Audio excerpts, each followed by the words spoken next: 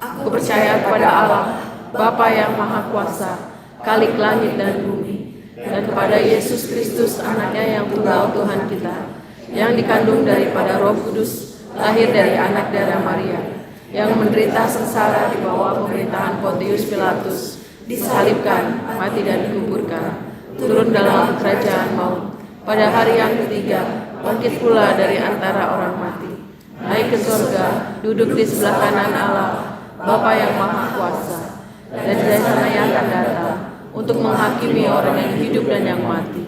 Aku percaya kepada Roh Kudus, gereja yang kudus dan am, persekutuan orang kudus, pengampunan dosa, kebangkitan orang mati, dan hidup yang kekal. Amin. Kemanakah aku dapat pergi, menjauhi rohmu yang suci, kau sahabat,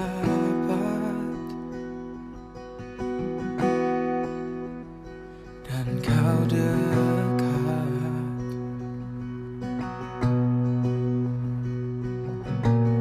Bahkan seluruh pengabdianku tak bisa membalas kesetiaanmu, sungguh mulia dan berharga, sungguh besar pengorbananmu bagiku, terlalu dalam untuk dimengerti, sungguh besar, sungguh indah yang kau pikirkan tentangku, tak terselami bagiku, sungguh indah. Oh,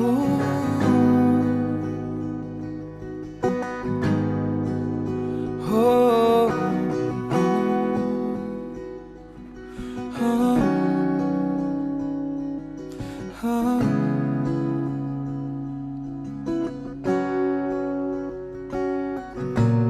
Kemanakah aku dapat pergi, menjauhi rohmu yang suci, kau sahabat, oh, dan kau dekat.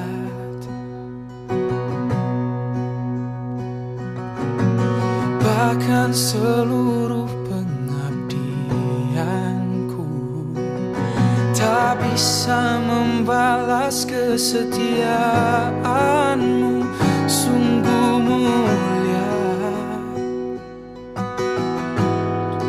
oh, dan berharga, oh, sungguh besar pengorbananmu bagiku, terlalu dalam untuk dimengerti, sungguh besar, oh, sungguh indah yang kau pikirkan tentangku, tak terselami bagiku, sungguh indah, oh, yang kau perbuat untukku, Tuhan, tak pernah bisa ku balas kasih-Mu, terlalu besar, oh,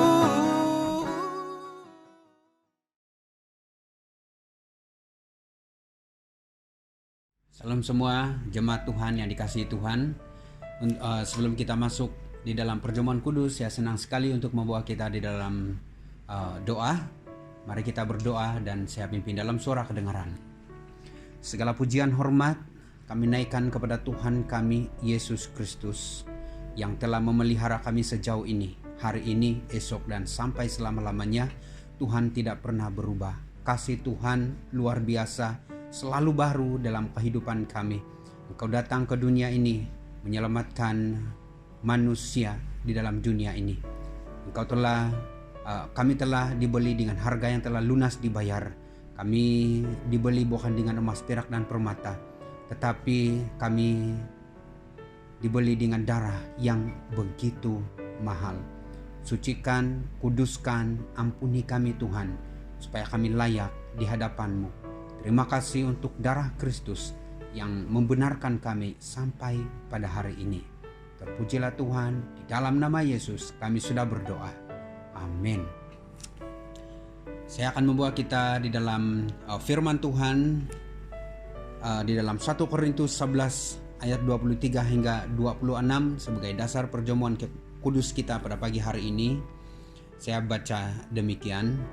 Sebab apa yang telah kuteruskan kepadamu telah aku terima dari Tuhan, yaitu bahwa Tuhan Yesus pada malam waktu ia diserahkan mengambil roti, dan sesudah itu ia mengucap syukur atasnya.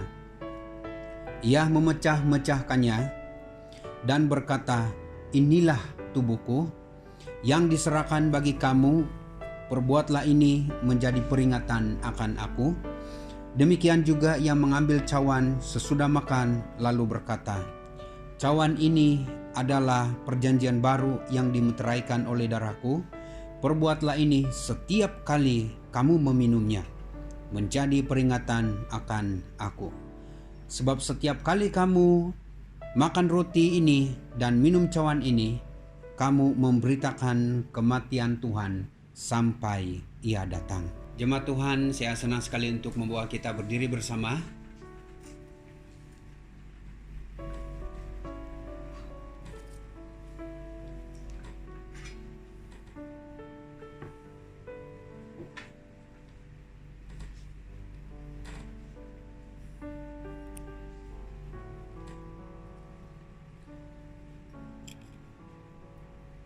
Mari kita angkatkan roti bersama. Lalu ia mengambil roti, mengucap syukur, memecah-mecahkannya, dan memberikannya kepada mereka, katanya, "Inilah tubuhku yang diserahkan bagi kamu. Perbuatlah ini menjadi peringatan akan aku." Jemaat sekalian, mari kita makan.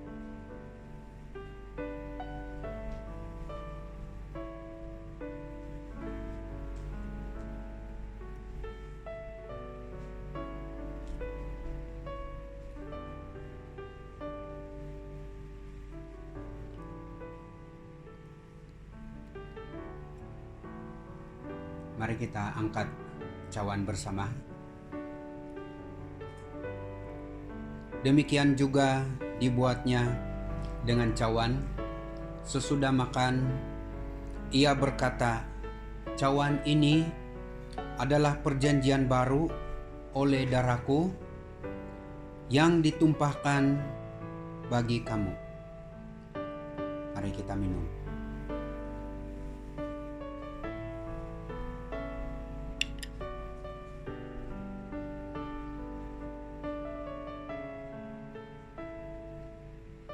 Bapa di sorga, terpuji dan termulialah namamu.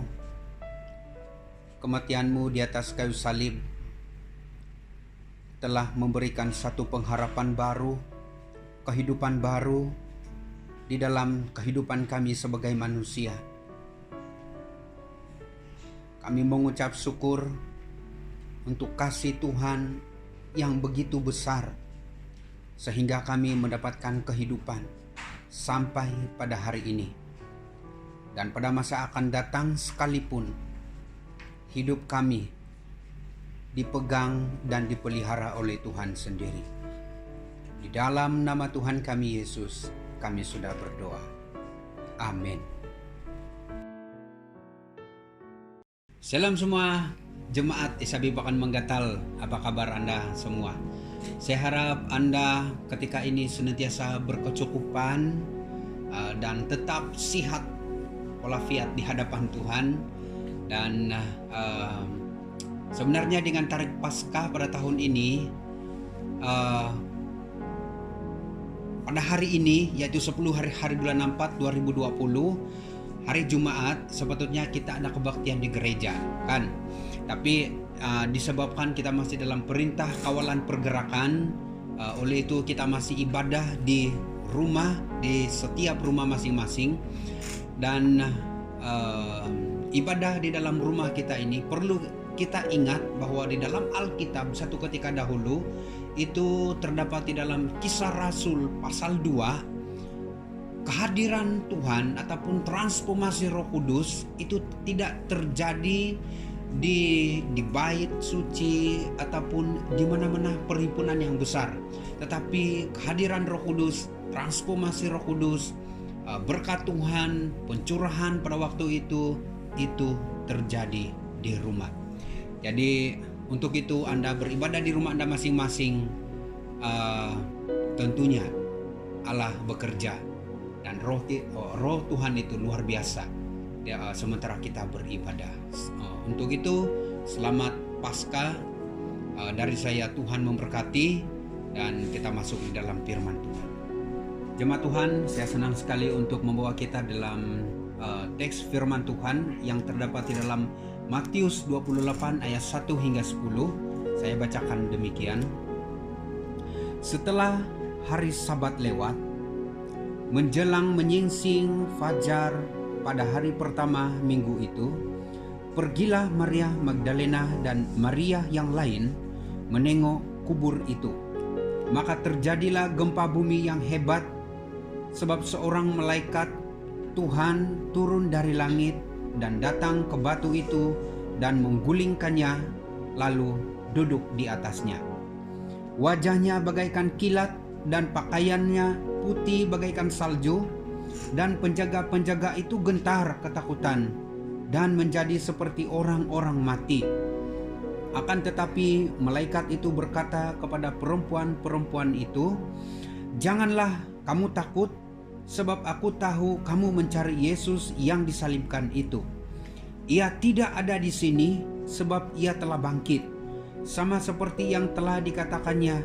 Mari, lihatlah tempat ia berbaring, dan segeralah pergi dan katakanlah kepada murid-muridnya bahwa ia telah bangkit dari antara orang mati.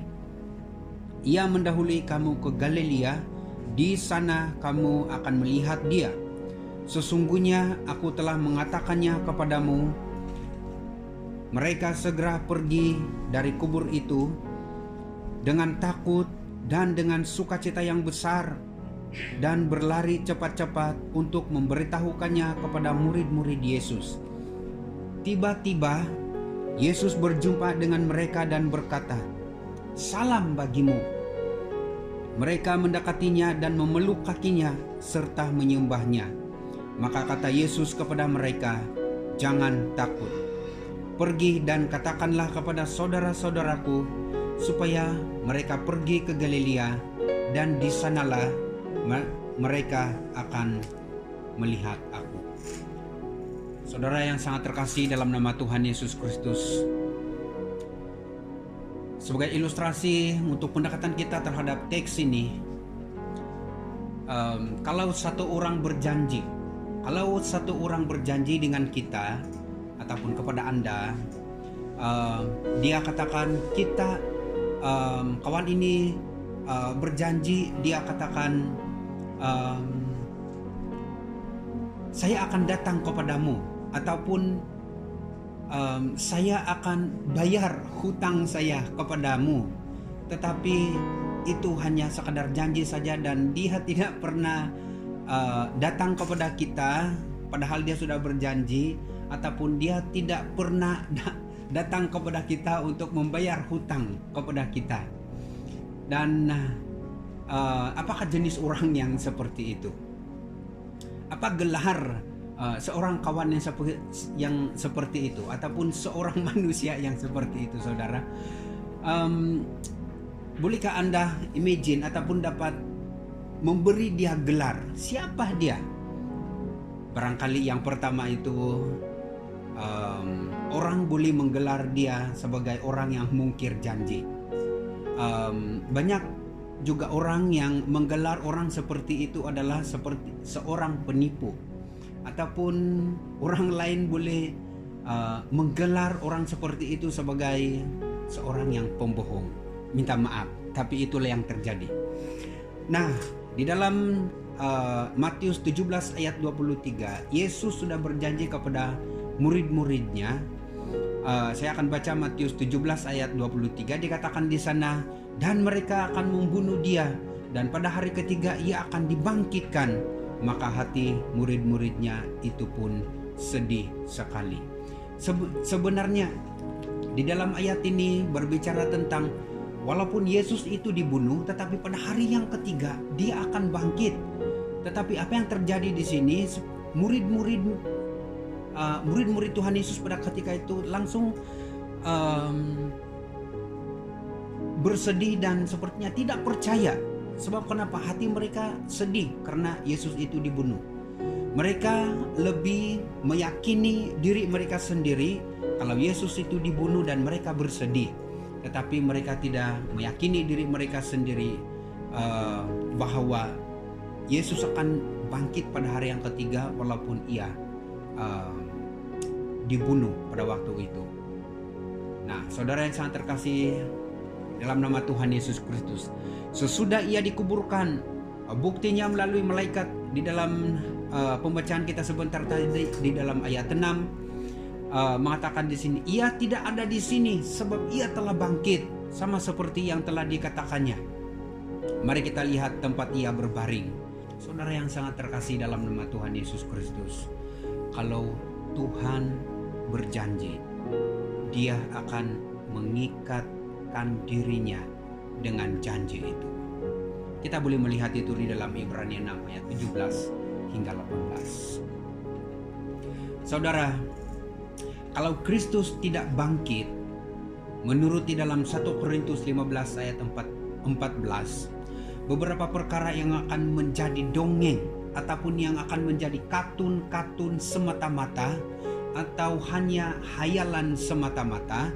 Yang pertama adalah sia-sialah pemberitaan kami, sia-sialah penginjilan, sia-sialah penenaman gereja, dan sia-sialah harapan kita berpaut kepada Kristus. Yang kedua yang menjadi hayalan semata-mata, dongeng semata-mata, yang kedua adalah sia-sialah juga kepercayaan kamu, sia-sialah juga kepercayaan iman, pengharapan, ibadah-ibadah, doa-doa. Itu sia-sia. Yang ketiga, kalau Kristus tidak bangkit, yang ketiga yang menjadi sia-sia itu adalah kita tidak ada pengampunan dosa. Kita masih hidup di dalam dosa. Yang keempat, yang menjadi kesia-siaan kalau Kristus tidak bangkit, yang keempat adalah orang yang mati tidak ada kebangkitan dan tetap binasa. Halo, saudara yang sangat terkasih dalam nama Tuhan, kita memiliki Tuhan yang hidup. Amin. Kita memiliki Tuhan yang bukan sia-sia. Sila katakan kepada kiri kananmu, Tuhan kita tidak sia-sia. Kau untung besar. Sila katakan kepada kiri kananmu, kau untung besar. Apa untungnya? Untungnya adalah kita meyakini dan Yesus Kristus itu telah benar-benar bangkit daripada kematian. Dan untungnya itu adalah saya dan saudara diselamatkan. Haleluya. Jadi firman Tuhan pada hari ini, Jumat Agung pada hari ini, saya akan membawa adalah kebangkitan Kristus yang mengubahkan. Dan kita akan highlight kuasa kebangkitan Kristus. Yang pertama itu adalah kuasa kebangkitan Kristus yang pertama adalah kemenangan kita terhadap kematian. Yohanes 11 ayat 25. Jawab Yesus, "Akulah kebangkitan dan hidup. Barang siapa percaya kepadaku, ia akan hidup walaupun ia sudah mati." Ini janji Tuhan kepada orang percaya. Dan maksudnya bahwa roh manusia itu akan tetap hidup dan bukan mati. Kalau roh kita tidak mati, maksudnya kita menjadi apa? Kalau roh kita tidak mati, tidak lain dan tidak bukan kita akan diselamatkan. Nah, roh itu pergi ke surga bersama dengan Yesus. Roh siapa? Roh saya dan saudara yang tetap setia, yang tetap teguh berpegang kepada Tuhan sampai pada hari ini. Baik, mari kita melihat di dalam Kisah Para Rasul 4 ayat 12 di sini. Dan keselamatan tidak ada di dalam siapapun juga selain di dalam Dia, sebab di bawah kolong langit ini tidak ada nama lain yang diberikan kepada manusia yang olehnya kita dapat diselamatkan. Saudara, saya senang sekali untuk berkongsi satu kesaksian. Seorang teman ini sebenarnya dia sakit. Penyakit yang dialaminya ini adalah, saya kira dia adalah penyakit yang seumur hidup, yaitu hemodialisis. Jadi hemodialisis ini berkaitan tentang buah pinggang, dan ini berbicara dalam 1 minggu dia akan berada di hospital selama 3 kali dalam 1 minggu, dan 1 kali dia pergi ke hospital itu mengambil sebanyak selama 5 jam sekali. Jadi kalau dalam 3 minggu dia akan mengambil masa 15 jam dalam seminggu.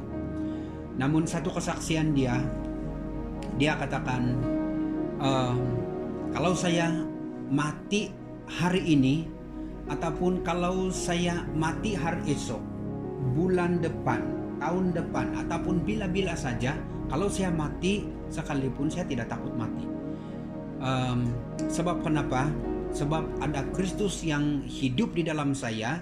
Saya percaya bahwa kebangkitan Kristus itu membangkitkan roh saya, dan di mana Yesus berada, saya berada di sana. Saudara, ini adalah satu kesaksian yang sangat mendorong bagi saya secara pribadi, sebab satu keyakinan yang luar biasa di dalam kehidupan dia, bahwa walaupun dia mati hari ini, dia tidak takut, dia tidak gentar. Sebab kenapa? Ada Yesus yang hidup di dalamnya. Saudara, kita belajar tentang kuasa kebangkitan yang kedua. Kuasa kebangkitan yang kedua adalah menjadikan kita semakin serupa dengan Kristus. Kita dapat melihat itu dalam Filipi 3 ayat 10.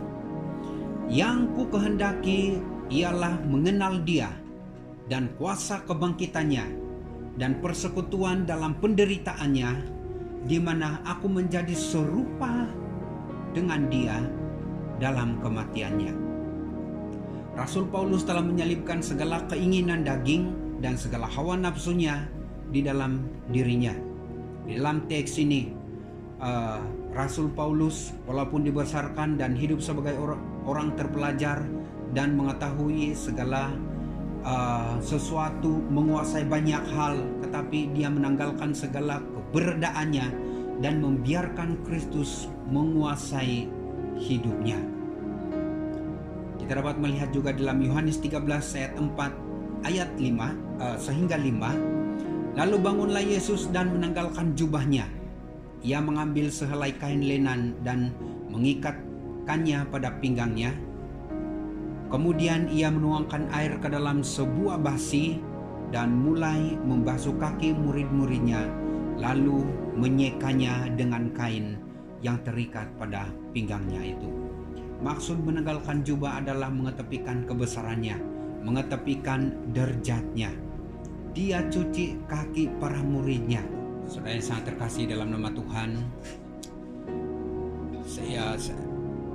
kita berdoa di dalam barisan kepimpinan SIB Pakan Menggetal, dalam satu ketika nanti, kalau kita boleh melakukan pelayanan apa yang Yesus pernah buat, yaitu mencuci kaki para muridnya. Kita berdoa dalam satu ketika nanti EMS akan melakukan pelayanan mencuci kaki jemaat. Nah, dan ini adalah acara khusus dan kita masakkan dia dengan doa, dan saya yakin dan percaya apabila kita melakukan ini,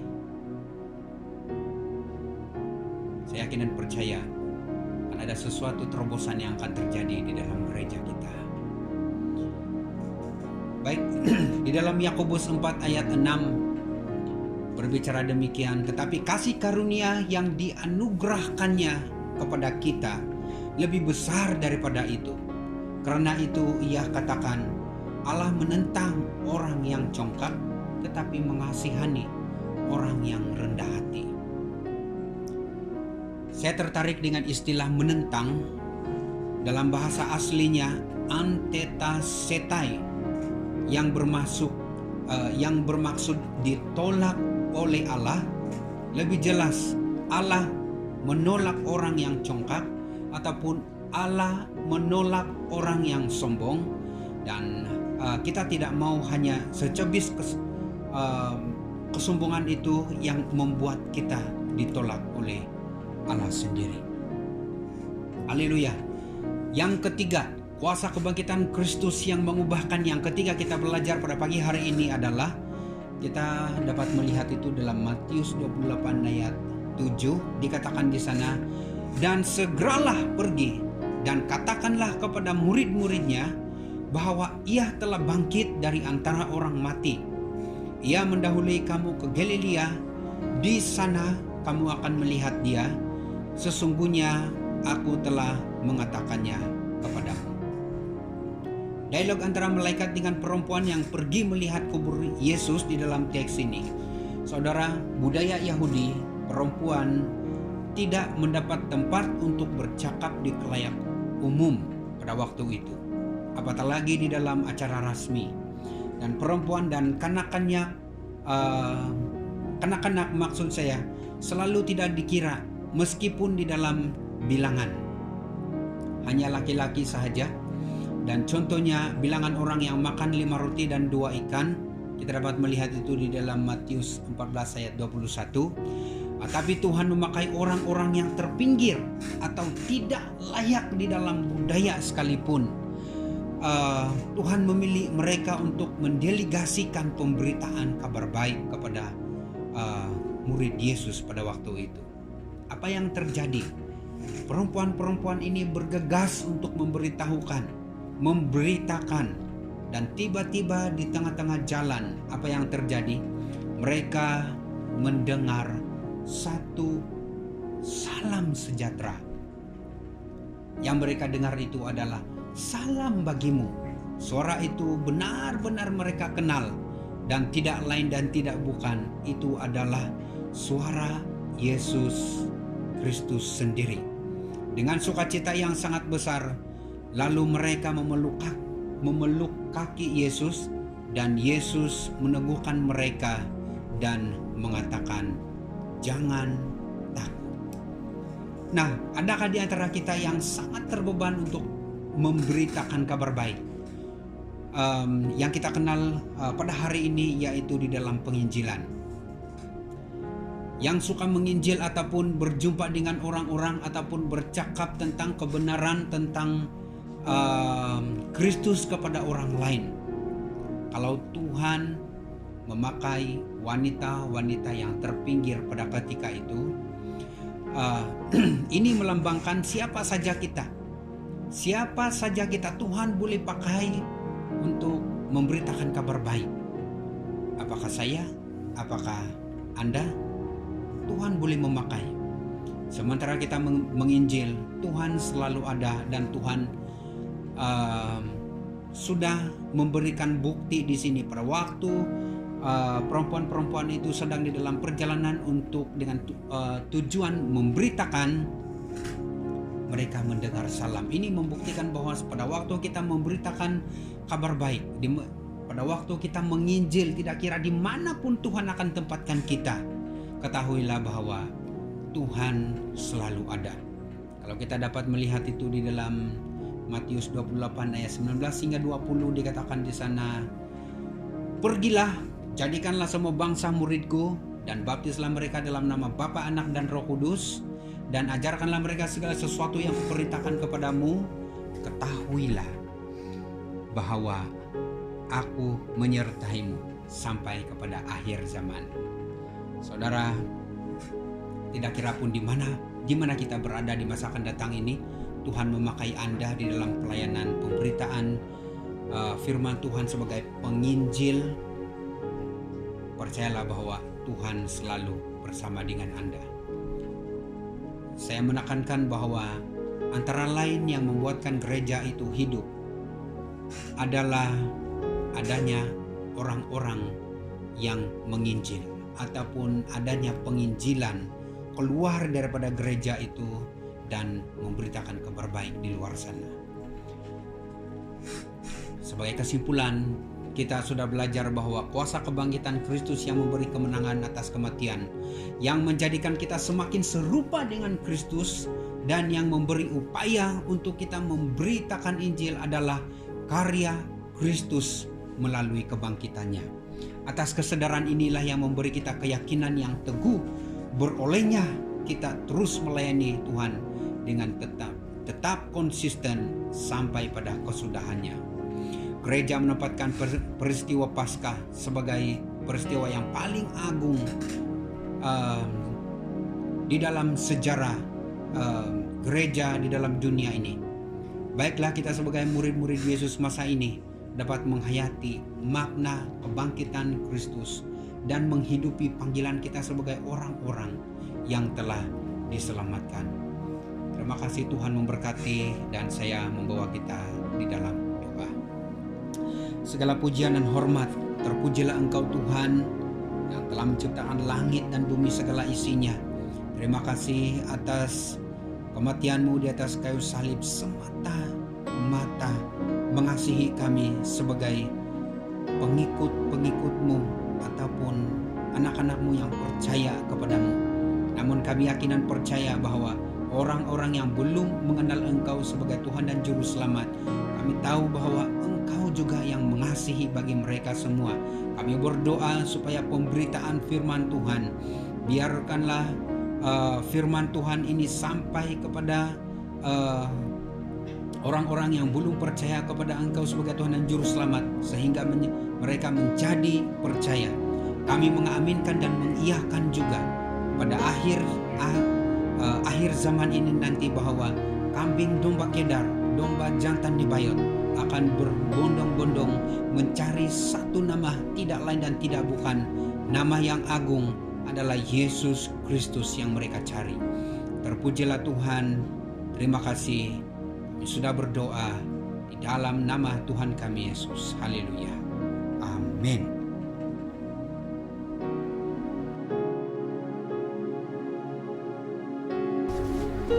Bapa kami yang di surga, dikuduskanlah namamu, datanglah kerajaan-Mu, jadilah kehendak-Mu di bumi seperti di surga. Berikanlah kami pada hari ini makanan kami yang secukupnya, dan ampunilah kami akan kesalahan kami, seperti kami juga mengampuni orang yang bersalah kepada kami. Dan janganlah membawa kami ke dalam pencobaan, tetapi lepaskanlah kami daripada yang jahat, karena Engkaulah yang mempunyai kerajaan dan kuasa dan kemuliaan sampai selama-lamanya. Sebelum kita mengakhiri kebaktian Paskah kita pada hari ini, saya senang sekali dan saya sangat rindu untuk berdoa kepada Anda semua, jemaat sekalian. Dan mari kita tunduk kepala dan saya pimpin dalam suara kedengaran.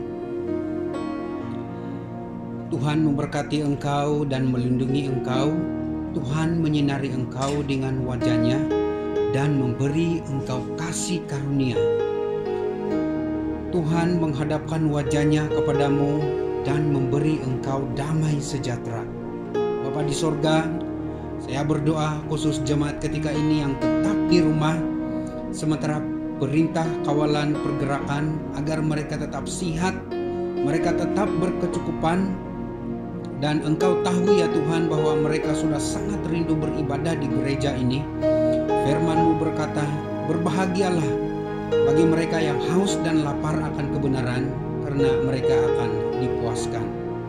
Bapa di sorga, Hamba-Mu juga berdoa agar hari-hari mendatang ini akan segera pulih, agar jemaat akan kembali bekerja dan kembali melayani bersama. Dan kami berdoa juga kepada anak-anak kembali ke sekolah. Bapa, kami mohon kepadamu, kalau pelajaran mereka terjejas selama PKP ini, tolong mereka. Kami percaya ada satu kuasa yang memampukan mereka dalam exam pada tahun ini, UPSR, PT3, SPM maupun STPM. Engkaulah yang memberi upaya dan memberkati bagi mereka semua. Engkau juga yang memberkati setiap jemaat-jemaat yang bekerja di dalam kerajaan ataupun swasta ataupun bekerja sendiri. Engkaulah yang memberkati usaha-usaha mereka. Yang sakit disembuhkan, yang lemah dikuatkan, yang susah dihiburkan oleh Yesus Kristus. Untuk itu jemaat, terimalah berkat yang besar, pemberkatan daripada Allah Bapa, kasih karunia dari Yesus Kristus, serta persekutuan dari Roh Kudus-Mu yang manis dan lembut akan menyertai jemaat-jemaat-Mu sekalian. Terima kasih di dalam nama Tuhan kami Yesus.